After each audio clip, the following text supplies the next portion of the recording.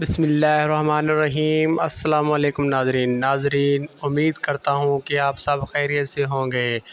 جی ہاں دوستو، دعا زہرا کے کیس کے متعلق کچھ اہم معلومات ہمیں ملی ہیں۔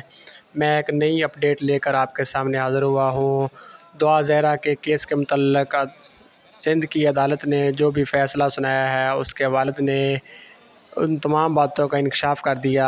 آئیے سنتے ہیں کہ اس کے والد کیا کہتے ہیں۔ انہوں نے ایک انٹرویو میں یہ بیان دیا ہے، آئیے سنتے ہیں۔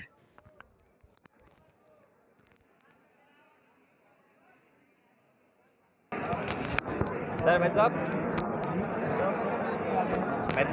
آج مطلب خوشی ہوئی ہے کہ جیت ہوئی آپ کی؟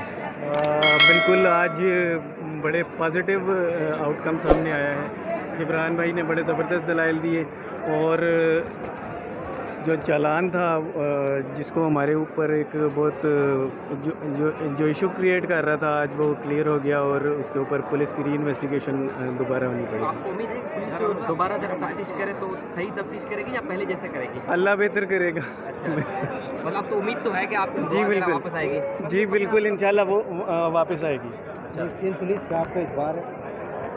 سر پہلے آپ نے ان کو سراہا تھا، پھر دوبارہ آپ نے ان پہ عدم اعتماد کا اظہار کیا، ابھی آپ کا دیکھیں، میرے خیال سے کوئی مس انڈرسٹینڈنگ کریٹ ہو گئی تھی۔